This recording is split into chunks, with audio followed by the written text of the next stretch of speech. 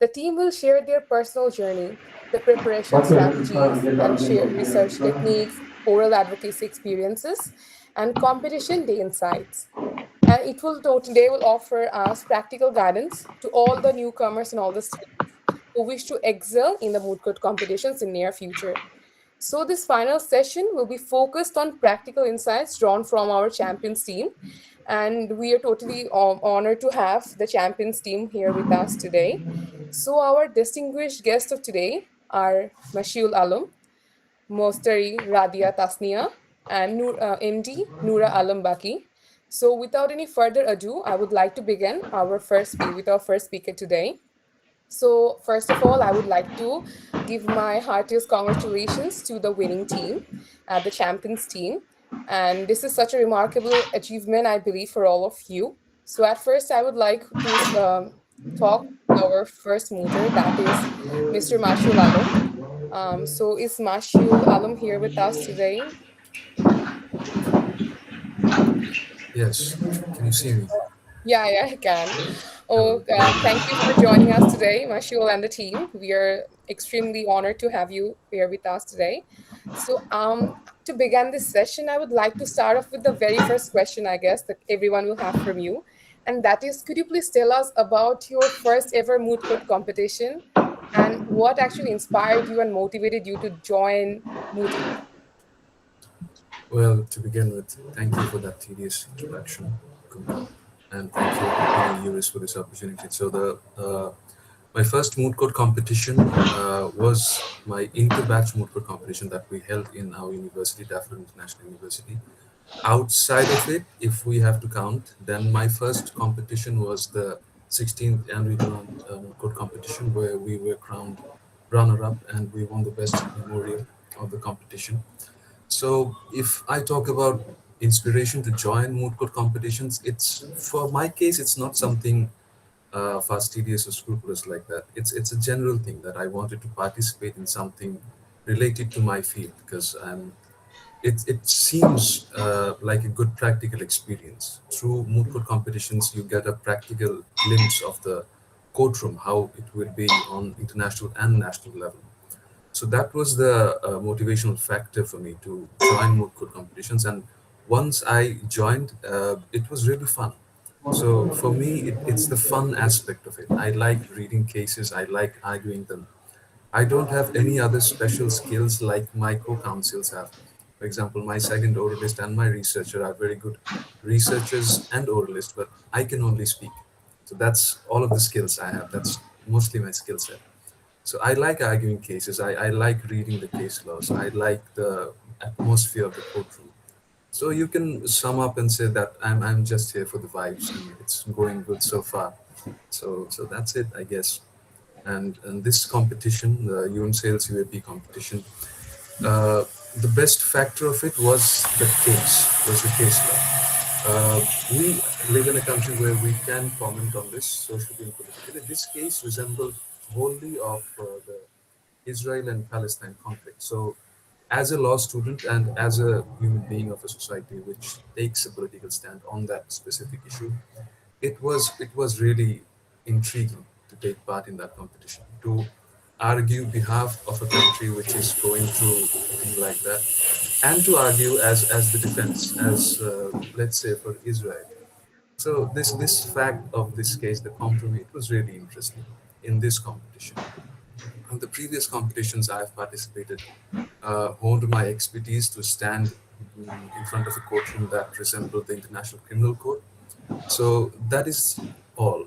So we participated in this case and in this competition with that motivation that we are arguing this case of Israel and Palestine in front of the International Criminal Court, as we know that courts are a simulation of real world issues. So that's that. Actually, thank you so much. You surely are very much humble to say that it is just for the vibes. But however, I believe the first time movers, they're very much nervous about, going to the podium and answering questions. So how did you actually prepare yourself mentally and academically for the intense questioning from the bench, especially when you are like representing the defense I guess you were in defense, you are a defense counsel at that time. The questioning must have been much intense, I believe. And how do you actually prepare yourself for that? Because even I started off my mooting career like very recently, and I am still very much scared to go to the podium and answer questions. How do you actually prepare yourself for that situation? Well, it's funny that you asked that because on the topic of cold bench and hot bench, as you are taking this session, this is the fourth day of it. So I know that all of the participants here know about these terms, cold bench and hot bench. Still, I'm going to explain it a bit. A cold bench is some a esteemed panelist who doesn't ask you a lot of questions. They're cold, they're chill. They don't ask you questions. And a hot bench is, of course, they ask you a lot of questions. So personally, I like the concept of hot bench more. I like facing questions rather than giving submissions. And in this case, the questions were actually very rigorous because the compromise, if you read it, were actually against the defense. There was nothing that you could pick up from the compromise and use in that case. There was no precedence, there was no moral argument, there was only legal argument. There was no morality at all. The person we were defending was a fictional person named General Ariel bin David, and it was multiple times mentioned in the compromise that he had killed estimated 12,000 civilians, knowing that they were civilians, had bombed hospitals and ICRC marked domiciles, knowing that they were marked. So how can you defend a man like that? You're going to be posed by a lot of questions on the bench on that aspect. So the way that, if you ask me, I prepared myself is to just argue the legal concept, just argue the fact. And a tactic that we used is the distraction tactic. That yes, he did that, but did we, like something like that. So we used a lot of that and mentally prepared ourselves. That it was hard because you see, we are arguing when we know that a real world scenario like this is going on. It's happening right here. So, of course, it's hard. But my preparation, if you ask me, that do I have any preparation tactics? I don't. I, uh, I strongly believe that the profession of advocacy, in terms of moot court, is 95% similar to the profession of acting. We are actors. We have our scripts. We have our things. It's just that the bench sometimes interrupts us, which is very sad. But what to do? So yes, we prepared our submissions. We practiced within the framework of the compromise and the laws that we were arguing, and very importantly, we anticipated questions because when you know that a case is weak, you can anticipate the questions very easily because it looks like a skeleton when you first encounter it. On a case that is strong, you can't anticipate questions as easily as you can anticipate questions on a case that is very, very easy to break. And on the defense side, that was the case. So we knew what questions we were going to be faced with, what questions the bench is going to pose us with. So we prepared ourselves with that, with the strategy of anticipated questions that yes, they are going to ask that. How can we answer that? If there is no answer, then how can we distract them and round them up to the same thing that we are arguing? So the most problems we faced was in the preliminary rounds, in the quarterfinals, because as we are mooters, we now understand that real life judges are not as hard as former mooters. When you give former mooters the bench of an adjudicator, they go crazy. And now I understand why they do that. Because when I ask questions to up and coming mooters in my university, even I feel like, well, let's question them. Let's see what they're like.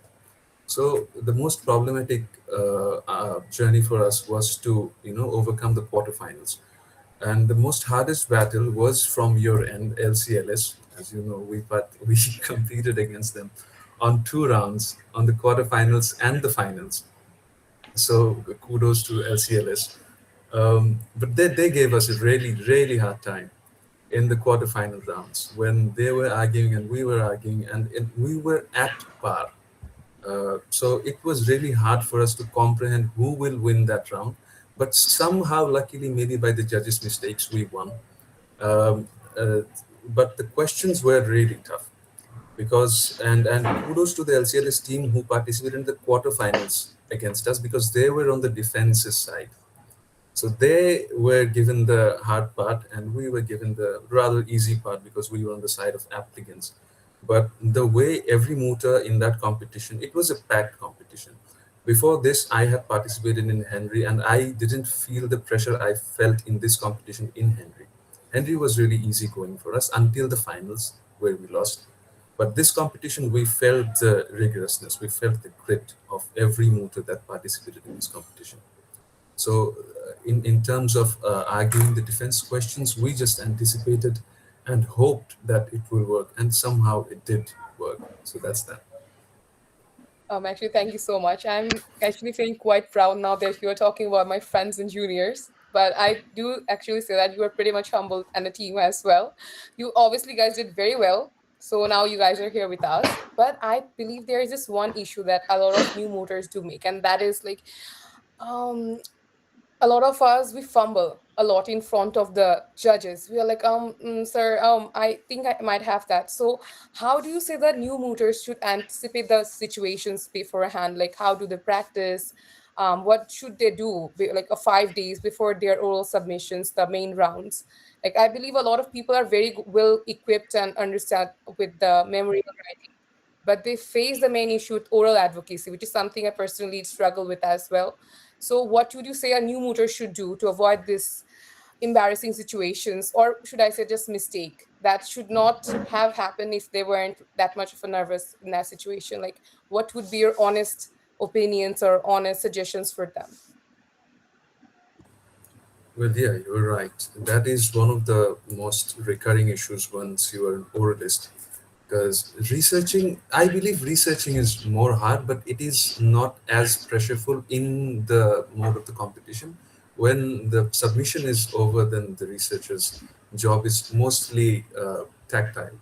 So, on the issue of nervousness, I think if you are not nervous, then something is wrong. When you know that you're nervous, you'll know that you're on the right path. And on terms of the speech impediment that you're saying, when we do and that's, well, we all do that. It's the matter of how we deal with it. When you reach a buffer zone in your brain, when you know that this question I can answer it, but the answer is not quite coming to my tongue, I would say pause for a second. Don't say the vowels A, I, O, U. Just pause for a second and just think. The judges will appreciate it because they also know. They're also from the legal fraternity. Most of them, I think, are from the legal fraternity. So they also know what is the pressure of a courtroom. And in terms of practicing, the thing that we follow to overcome this vowel intensity is that we practice with peers. We all have an institution where we participate from, and we all have students in that institution. If you guys don't, then I feel really sad for you. But we have students in our institution. So whenever you practice, I suggest get people inside the room. When you see your juniors or your seniors or your classmates in that room, you will feel the burden on you that I don't want to embarrass myself.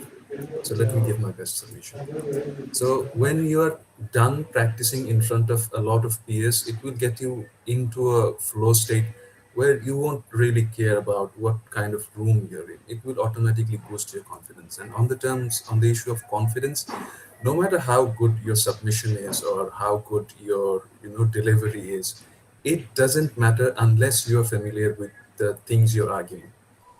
Most importantly, your case, your fact. If you don't know your fact by heart, then no matter what kind of a legal scholar you are going to get defeated.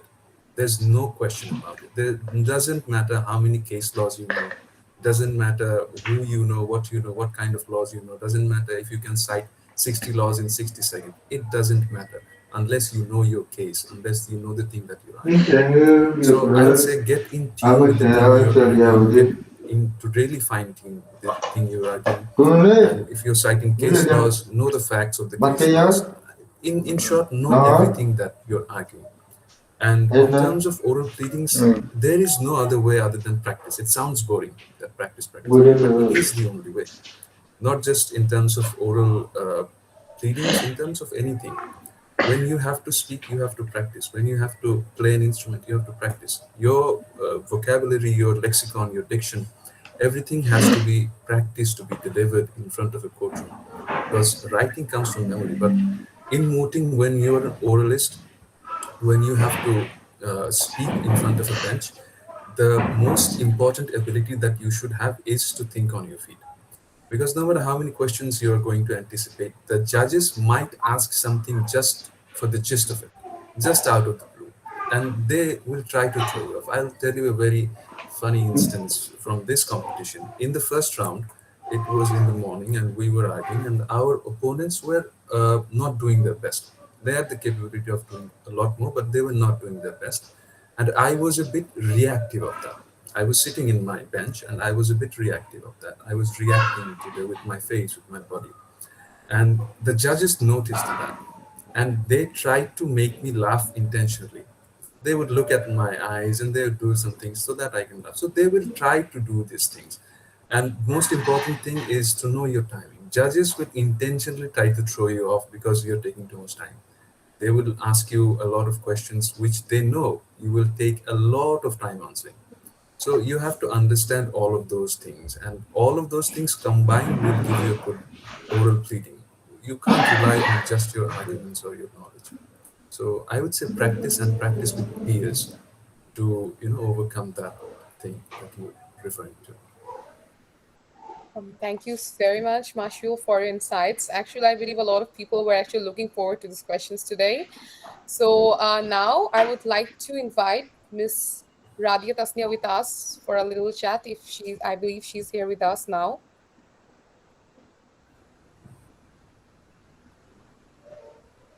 Radia Tasnia Apu, are you here with us today? Hello, Yes. Apu. Hello, how? Hello. Hello, Apu. Congratulations, first of all.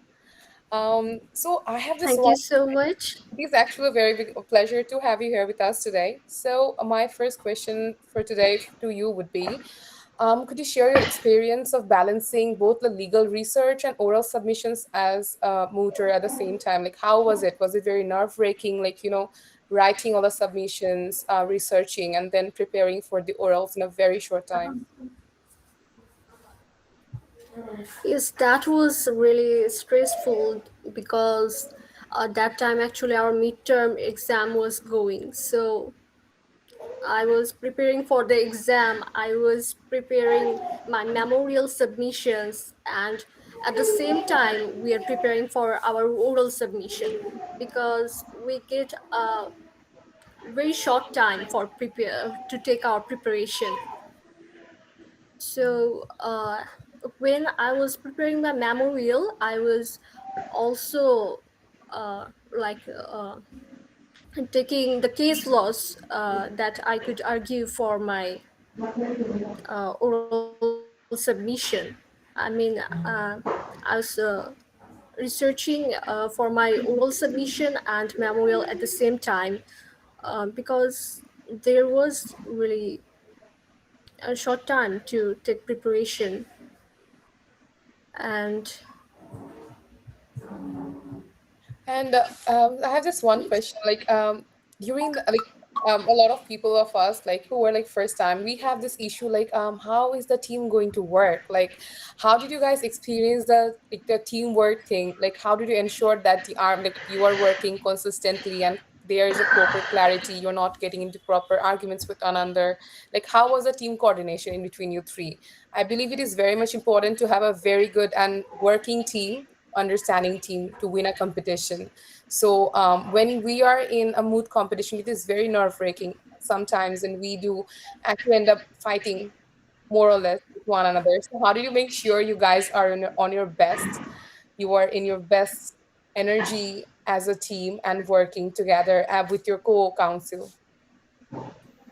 uh, of course, to win, uh, you have to need team coordination. You have to believe in your teammates. That's very important, and that boosts up your confidence as well. Because when you're giving submission, uh, all you have in your back is your team members. So the when we first started to take our preparations, we actually work separately because that time our vacation was going on. So we were just working on the issue separately. Like our researcher was um, working on the memorials me and my co-counsel were separately working on our issues, so there was not very much interaction between us. We started to working together when we were started working on our memorial drafting session. When we started to drafting our memorial, that time we worked together, like me and my co-counsel was giving our oral submission in our moot court room, and our researcher was drafting their memorials. We The whole team also worked together on the drafting session, and that time we interacted together. So in the first phase of checking our preparation, actually there was not very much interaction between our team. But then when we started the oral submission preparation, that time we started to work together. And yes. So, as Mashiul had already mentioned a while back, like you guys did a lot of practice rounds. So, do you honestly believe that practice rounds did help you a lot with your oral submissions and boost up your confidence for, actually going to the podium in the during the men competition? Like, do you personally believe that practice round should be implemented more and more in each and every university around Bangladesh so that we can have more confident and secure mooters? Of course, to boost up your confidence, you have to practice. Because if you think that, okay, I know my facts, but I will just go in front of the judge and I will give a good submission, that's like daydreaming. Because you have to practice. The more you practice, the more the clarification of arguments you will get. So practice is more important. You have to practice as much as you can. uh, in that case, I'll say my co-counsel helps a lot, because I have participated a few moot court competition, and there's a time when we get a very short time, like 5 days for the practice session for oral submission, and we we didn't practice that much. And I think when that's what really affect our submission when we go in front of the judges. So in this competition, so my co-counsel say, whatever happen, we have to practice as much as we can. So like the day before our competition there was exam, and we were still practicing. And before the night before our competition, our coach and our co-counsel was there. We are giving oral submissions again and again, and we were trying to uh, clarify our arguments as much as possible. So practice is must. Without practice, you can give a good oral submission. Thank you. I have this one question in my mind for a very long time. So during the competition, we do face a lot of unexpected challenges, like when the judges ask questions that are total, like something out of the box. They want clarifications on the legal rules. Sometimes they want to know the factual stories or like actual fact stories. So in that certain situations when you don't have the exact sources with you, how do you suggest the new mooters that they should approach their situations, like when they don't have the exact materials with them? They have referred something in the memorial, but they don't have that authority, or how is it written in their memorial at that point? So how do you, during the final rounds, how do you approach such situations when you don't have the exact authority with you, but you have to answer it, or else you might get penalized for not answering? In those situations, what would be your advice for the new mooters who are just starting off and they are very much scared, they are very much nervous, and the judges, they are not very easygoing? So what should they do at that point? Actually, about the final rounds, that was a cold bench, and they didn't ask about the authorities, and they asked very simple question from the fact. And in case if you don't know the authorities or some certain case that the judges mention, I think you could just humbly approach the judge that you don't know about it. Because if you assume something and or you just made up some fact, it will penalize you more. So if you don't know it, just humbly approach the judge that this council can't help, can't assist in this matter, the court, or something like that. Oh, you have just mentioned a while back that you have participated in a few moot court competitions. So, what do you honestly believe that moot courts competitions have helped you a lot? And how did it help you? Like from the very much beginning, how was the journey from the very beginning till now? Like, how do you feel now from that person like 1 or 2 years back when you just started off? Like, how was the journey? Was it like very easygoing? Was it tough? I believe a lot of people are actually very eager to know because they are just starting off. They want to know the actually hurdles behind it as well. Because when we post about these things on whenever we talk about, we are always talking about the achievements, but we never talk about the hurdles, the issues, and all the breakdowns that we have been through. So, what things do you think like the newcomers should know, or how do they prepare themselves for the upcoming journeys that they have in front of them?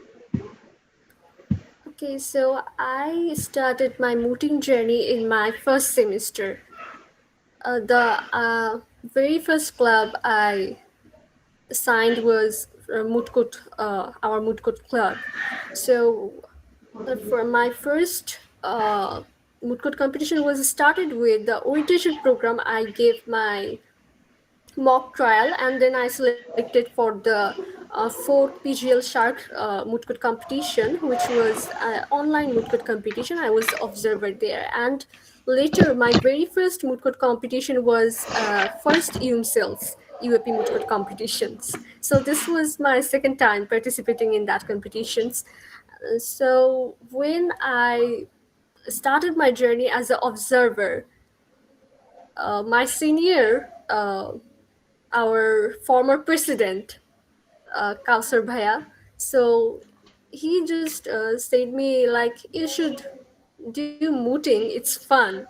It's painful, but it's fun, and it would help you to networking, and in your advocacy it will increase your advocacy skill. You should try. So uh, and then I started. I think okay, I should try it, and then I started. So most of the time when the competition comes, it's like our exam times, and but I say that mooting really increase your confidence, your advocacy skill. As a law students, you should do mooting. It will increase your research skill. It will increase your oral skill. Like as a law students, it's must. You should do mooting. Thank you so much, Efo, for you actually sharing such encouraging insights to our new mooters. Thank you so much. And again, congratulations on the win. And now, last but not the least, I would like to invite MD Nura Baki, the researcher of the champion team, whose role is often behind the scenes, but absolutely critical to the success that they have today. So, is Nura Baki with us here now?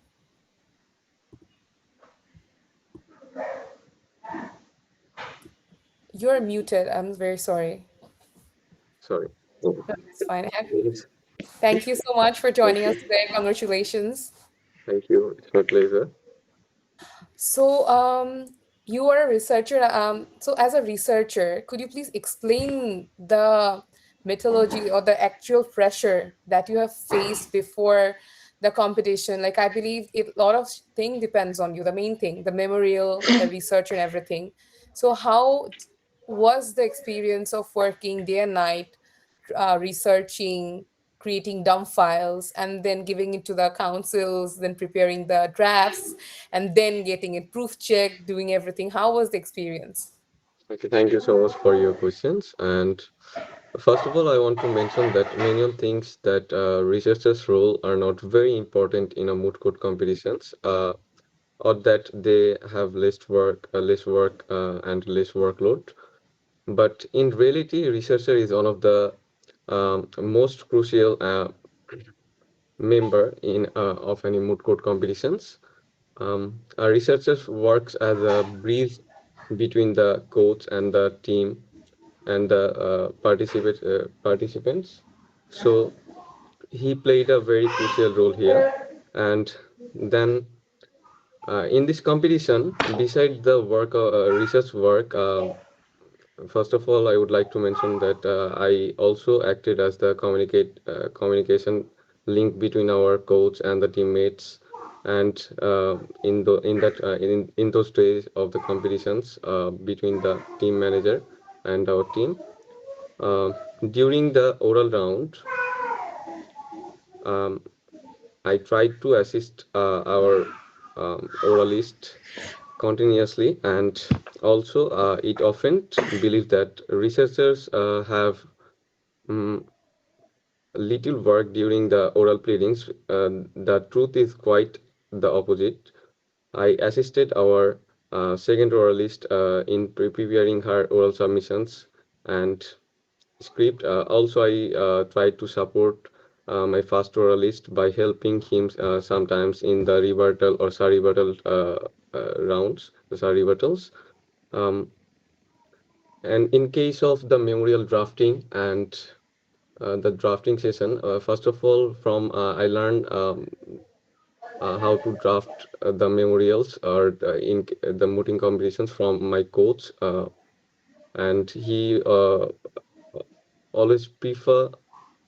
I think many one knows about the um, research methodology, or here we don't need that kind of deep research methodology in case of mooting, but I applied the CREAC in our CREAC, that means conclusion and rules in that moot court competitions, UMSAILS. And also, in case of drafting, my two councils tried to help me a lot to drafting the memorials. And finally, when we submit the memorials on before the day of submission deadline, we are sit on our moot court room, as our second oralist mentioned, that we tried to work together, and our coach also tried to assist us a lot in those days. So these are the basic things which I have to share with you. I have this one more question. So I believe we have a lot of people who love researching and drafting. So could you please share your tips and tricks, kind of thing, like how, what sources did you use, what methods did you follow or rely upon while you were doing the research? Like what, certain people have certain methods of researching. Some prefer working solely using probably some sites. Some prefer going to case laws. Some prefer going to compromises and then finding or articles. So, what exact method did you follow while you're researching and writing the memorials? Okay. In case of research, I think that also the judges prefer mostly the case laws and the conventions, treaties, and the laws, um, because they try to need reliable sources. For example, in when our first or second oralist submission before the judges, and when they tried to deliver the treaties and case laws in their presentations, so the judges are um, more placed than the sources like secondary sources like secondary sources like journal articles and other sources. Sorry, I'm a little bit No, no, it's totally fine. It's totally fine. So I would like to conclude here with one last question, and that is, what advice would you give to the students who want to become better and strong, reliable researchers? Probably they might want to actually take research as a career field in the future, because since you have quite a few experiences as a researcher, what would you suggest to a mooter, new mooter? Like, should they take up new coachings, like, sessions, trainings, or should they start off themselves? Like, what should be the baby steps into research? okay. So in these questions, I would like to um, share a short story in my life that last year um, I attend the first UMSAILS COP inter-university moot court competition as a observer.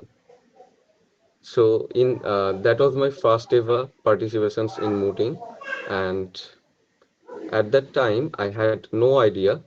And today I would stand on the same stage, not as an observer, but as a champions of that competitions in the second year EMSAILS inter-university moot court competition.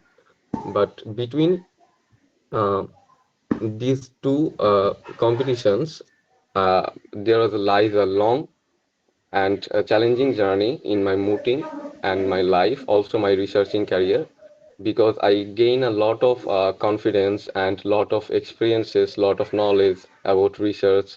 Um, so, in case of mooting, give me a strong knowledge about the legal research, and after that, I tried to learn about many things.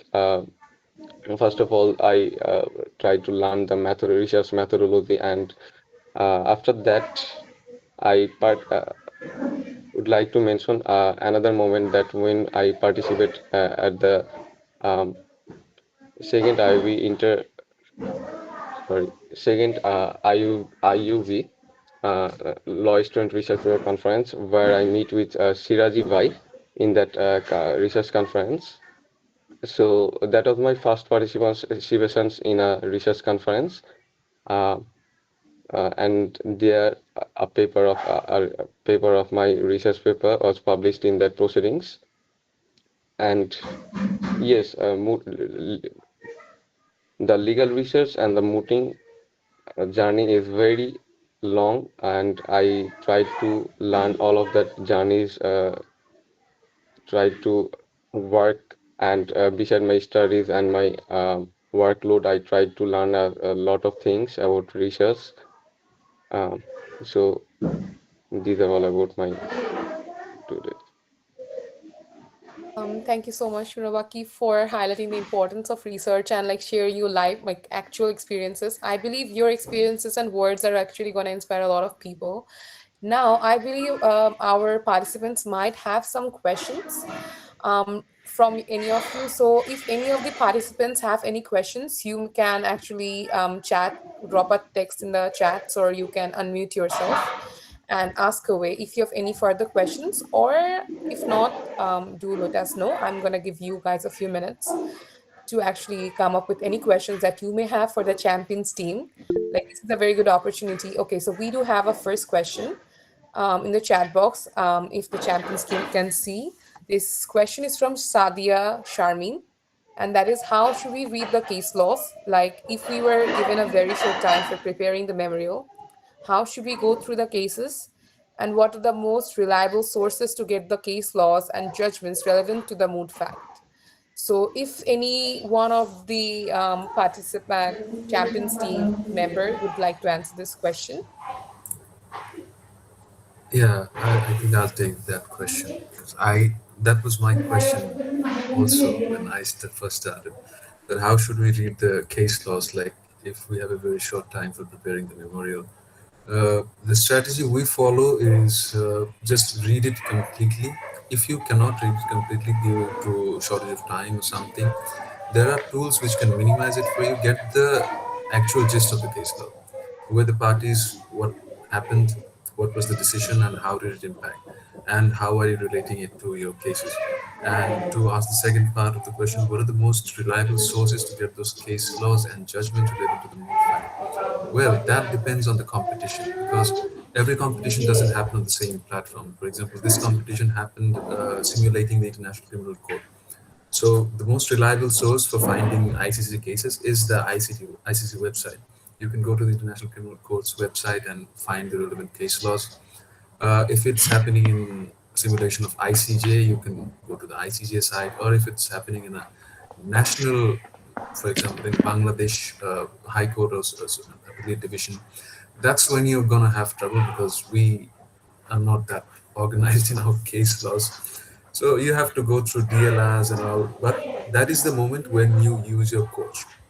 So your coach is a faculty or your coach is a very knowledgeable person. You ask him or her, how can we find these case laws? And it is important to know this thing. So it's a very important question. How do we find case laws? Because case laws are important in relating to your, argument.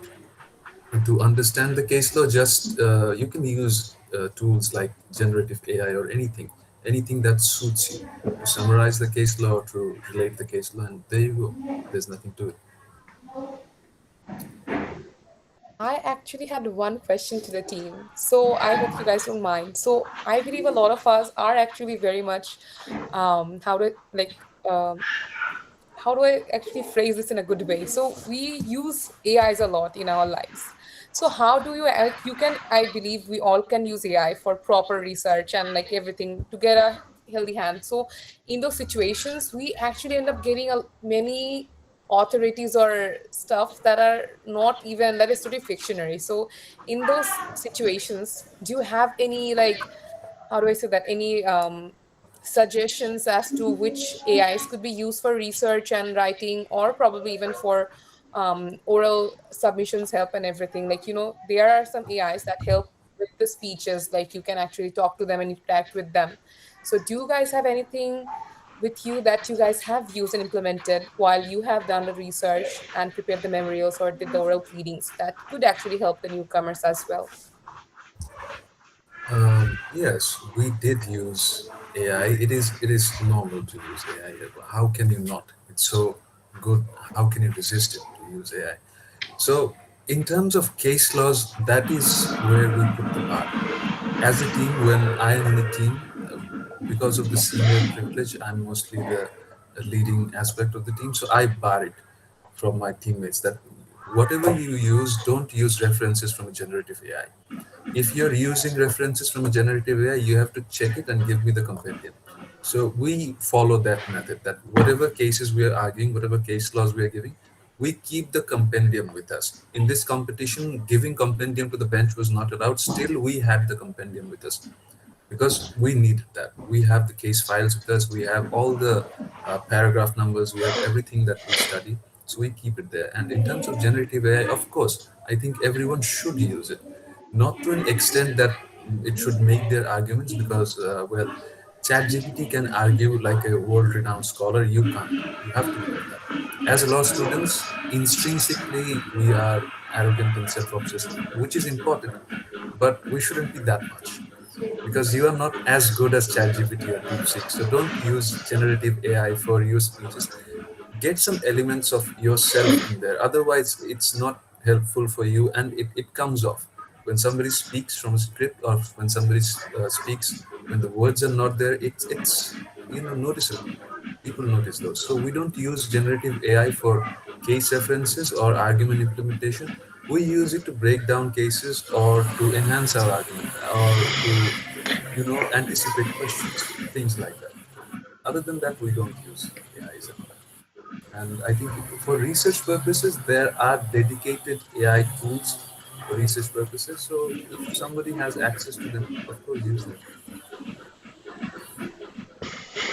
I had one last question from the entire team. So, considering that I am myself am a new mooter and new to this field, so what would be your like you were a new mooter as well at one time. So what would be your suggestion for everyone who might be a oralist or who might be a researcher? Like, even when I did my first moot, I was very scared, and I worked with my seniors who were amazing mooters, and I felt like I probably am not putting too much into the group or anything.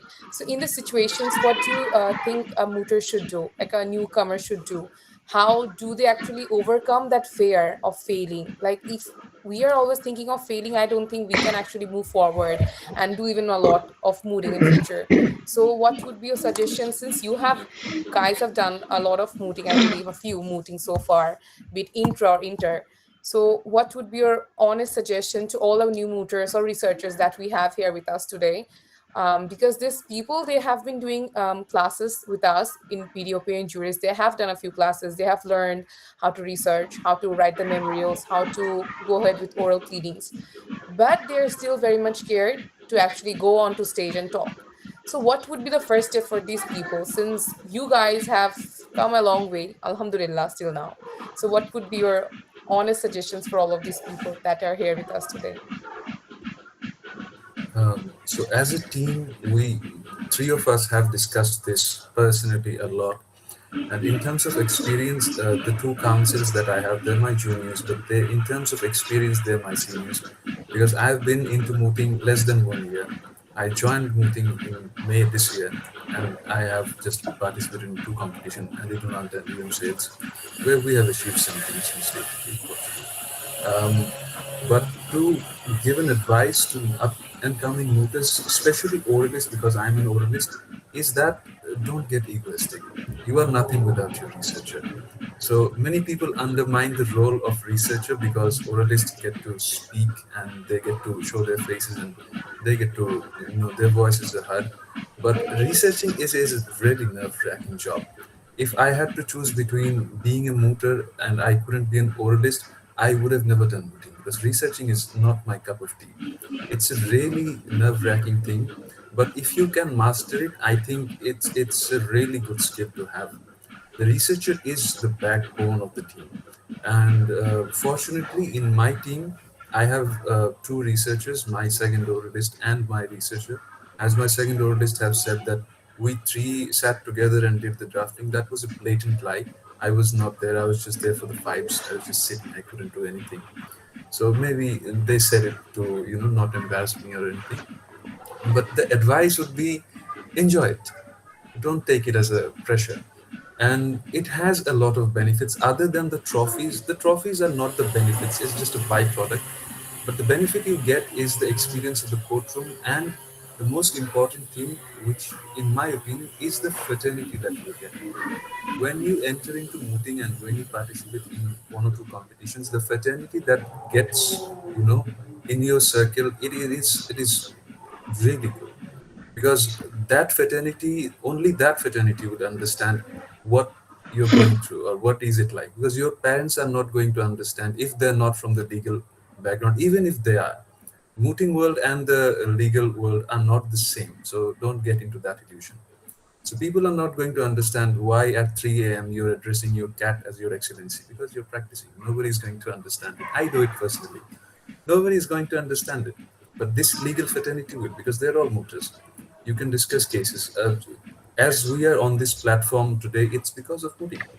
I don't know any of the persons who are in this meeting or who are in this session, but I hope I will know all of them later in the future, because now everyone knows me, and now I have everyone I know. They're going to be future mooters or they are mooters, and I have made quite a lot of friends when I joined in this mooting competitions and participated in them, especially in the UMSAILS. If I have to give a shout out, which I will, is to Naim Haider of LCLS. We participated in the finals together and we faced off each other in Henry as well. So now we have a good relationship. We talk about things and all. We discuss cooking competitions. He's participating in steps, and I'm participating in Jessup this next year. So the fraternity you get is amazing, and the knowledge we get, it's really amazing. But of course, it comes with a lot of backdrops. you will have a lot of headaches in the competitions. As my co-counselor mentioned, we were having exams and the competition together. But when you see that you're giving priority to the competition more, that's when you know that you love mooting. And the best advice would be stick to it. Even if you don't have trophies, stick to it, because they won't matter, but the skills you own through it will matter in the long term. So I think that's that. Thank you so much, Mashu, for answering all of our queries. And I believe our participants have any queries or not. Could you please? Okay, some people have raised their hands. So, would you like to answer the questions? Yeah, sure. I'm available. Okay, so at first we have Atika Farzana. So, Atika, would you like to please unmute yourself and ask the questions? Assalamu alaikum. It's Atika Farzana here. I feel that language barrier is a big issue in case of mooting. Um, it is a little different than our everyday like English we use in chit chats. So, how did you master your legal English? And another question is that was the memorial like entirely prepared by the researcher, or did the mooters have a like contributed? Thank you. Good evening, Atika. To answer your first question, I don't think I have mastered my legal English. I don't know what legal English is. I speak like this in the normal life. I chit chat in this language also, and it is a bit different than the language we speak, as this is not our native language. But English, no matter how much we undermine it or diverge into it, it is the global language of the world. If we don't master it, we don't know how to communicate with the world. So if somebody is having trouble to communicate themselves or express themselves in this language, I would say just speak. There's no alternative to speaking. If you can write, if you can read, you can speak. That's the thing. You just speak and you just practice the things that you are doing in your daily life, and it will come naturally. It doesn't matter if you have an accent or if you have some deficiencies in your language. That is not a thing. When we see the best mooters in the world, their English is not so refined, but their legal knowledge is. So the main factor here is the legal knowledge and the quality of your argument. No matter how deficient your language is, it doesn't matter. And if you think it's deficient, then it just practice. There is no question about it. And to address your second question, in terms of the memorial, the researcher is not wholly responsible for the memorial. In a moot court competition, there are three members in a team: two oralist and a researcher. That is the outside view, but inside it should be three researchers and two oralists. So every oralist is also a researcher. When we do it, we prepare our arguments and we give it to the researcher. We give our case laws, and the researcher prompts it in a way that is suitable for the memorial. So that's the researcher's job. Is if all of the members doesn't do their own research, the memorial is going to fail, and the oral arguments are also going to fail, because you're not going to know what you're arguing if you didn't research them yourself. I hope that answers your question. Thank you, Atika, for your question. Now we have Sumia Akhtar Tuli. So, Sumaya, do you want to ask any question? Assalamu alaikum, Mashiul Bhaiya. I had the privilege of meeting with you at the Henry Dunant Memorial Moot Court competition. You may not remember me. Since that competition, I have been looking to get an opportunity to seek your advice. As I know you won Best Mooter Award in your intra-department university moot court competition, I would be grateful if you could share some qualities that distinguished an average mooter from a best mooter. Good evening, Sumaya Tuli. Unfortunately, I don't remember, but it's not your fault. I mostly don't remember a lot of people who I meet. That's why I don't meet a lot of people. But thank you for that question. And yes, I did won best mooter in our inter-batch moot court competition in my university. What distinguishes an average mooter from a best mooter? I think. Okay, there's a question which. No, but I did not forget you, because you gave me a cold coffee. I remember the people who feeds me. Sorry, Sumaya. The thing that distinguishes an average mooter from a best mooter, I don't think it's the oral skills or it's the aesthetics, it's the legal knowledge. Like how intrinsically in tune are you with your arguments and with your case laws? Because best oralist is not someone who can just speak. Many people can speak, but they're not mooters or they're not best oralists. The most important ability that you should have is to think on your feet.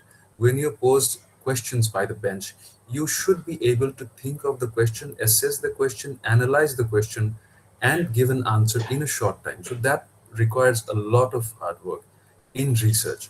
So you have to know your arguments again. You have to practice. You have to analyze the things you're saying. So I think that distinguishes it.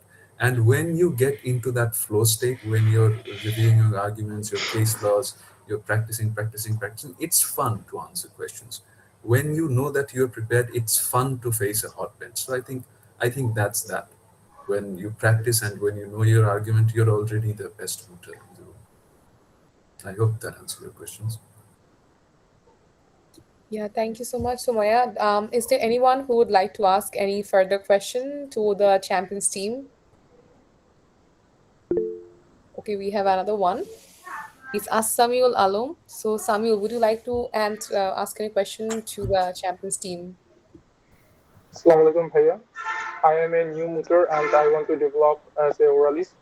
So, if I want to develop as a oralist within 15 days, what would be the exercises or the practice that you would recommend me so that I can improve on this matter? Uh, Good evening, Samuel. I wish I knew how to develop being an oralist within 15 days. I would have written a book and become a millionaire already. But unfortunately, I don't know any such schemes which can make you a good or a best mooter within 15 days. But I hope that you are willing to give yourself more than 15 days. If you are, then of course, you can always look up to other people. Like, for example, you should have a model of your articulacy or your advocacy.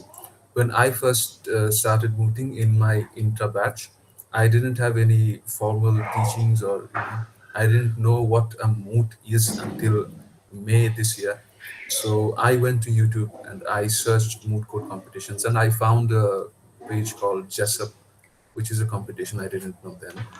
And I found a lot of final rounds videos, and I chose one of those. And I liked the guy who was speaking in tone, so I liked that aesthetic. So I think you should pick a style of speaking or pick a style of advocacy which goes with you, because when you pick something that does not go with you, it will never work. So I would say pick something that goes with you, practice on it, try to be like that, hone your skills, hone your advocacy skills, your oral skills. Practice, it will boost your confidence. Practice with your friends, your cats, your dogs, whatever you can find. Your walls, close your eyes and imagine a lot of people are in front of you. So practice. I don't think there is any alternative to practice, and it's getting repetitive by me saying practice, practice, practice. But honestly, I don't know any other way other than practice. But in 15 days, I don't really know how to become a very good mooter in 15 days. I wish I knew. I really wish. Thank you, Samuel. Is there any other people who would like to ask anything, or should we close up the session?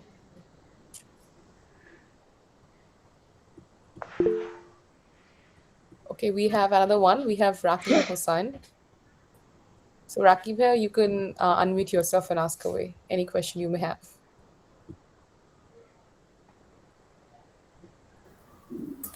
Assalamu alaikum, Bayo. I'm Rakib Hussain. My question is, recently I have participated in national moot court competition. I helped my course for research. But my question is, while doing research, I lost concentration.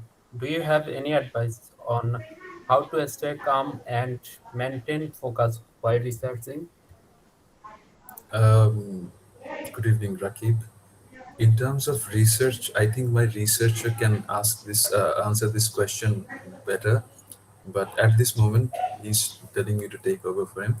It's very normal to be nervous. If you ask me, I have seen my researcher. I'm sorry, I keep saying my researcher. I actually feel like that he's my researcher. We are in that type of brotherhood. So I have seen our researcher being nervous and being all dilly dallying all over the things. So it's normal to be, nervous, but to maintain your composure, I just say embrace the nervousness. Don't get scared when you're nervous. Just embrace the nervousness and make a plan that I will do this during this and do this and during this. Give yourself deadlines that I will complete issue A within 3 days, then issue B within 5 days, and then C and D. So divide the work and get yourself deadlines, because um, as we are law students, we work really good when we have deadlines. And I have actually seen it with my team. When they don't have any deadlines, they don't work. Even I don't. When we have deadlines, we really work. So I would say that to maintain your composure, give yourself deadlines, map out a plan. What topics are you going to cover? What case laws are you going to find? How are you going to assess them? Divide these works and involve your other teammates as well. That we are going to do this together. When you're in a room together, all of your teammates, ideas flows in the air. So I would just say that yes, implement these. Get your teammates together, get a deadline, and divide the work. That's it. Thank you, Bhaiya. Welcome.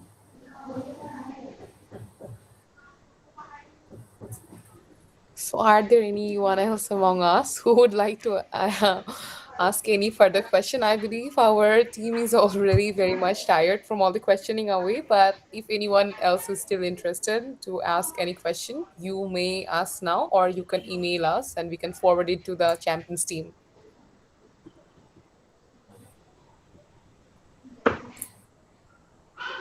I don't think there are. I believe they have asked, and you guys have answered most of the questions that may have. So with that, I believe we can actually close this session today. So as we come to the session end of the session today, I would like to share and express my sincere and heartfelt gratitude to the champions team, Mashiul, Radia, and Nura for joining us in the session and for sharing all of the real life stories that you have faced. I believe a lot of people are gonna take inspirations from those and implement those stories in their own lives in their future. And your experiences have provided the participants, I believe, a lot of realistic understanding into the moot court thing. People often talk about the achievements but they deviate from the issues that you have just expressed, the continuous practicing, the burnout from the research, and the total understanding of the compromise and everything.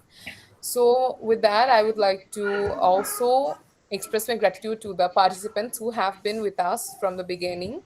Thank you for doing the sessions with us, the last three sessions, two sessions actually, and this session.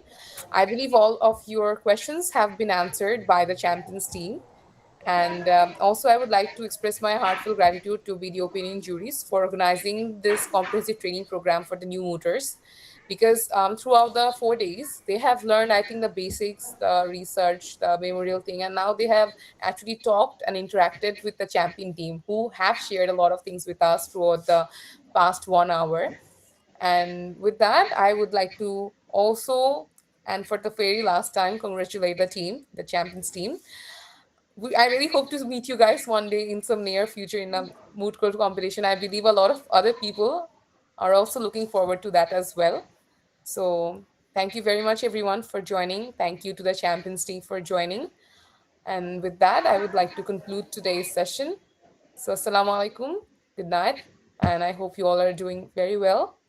So hope to see you guys very soon in some further moot court competitions or Olympiads or anywhere. So assalamu alaikum with that. So I will take my leave and shit, sorry. I got very awkward right now. So yeah, thank you so much everyone If, for if I joining. if I can butt in for a second, on behalf of my team, thank you very much, Opinio Yuris and Kumkum, for hosting so graciously. Thank you for the kind words. And if we meet in future moot courts, any of the participants, remember this day we helped you a lot, so please go easy on us. Thank you. Yeah, thank you for being humble. So with that, thank you so much again. And yeah, so I think we can actually get off the meet now.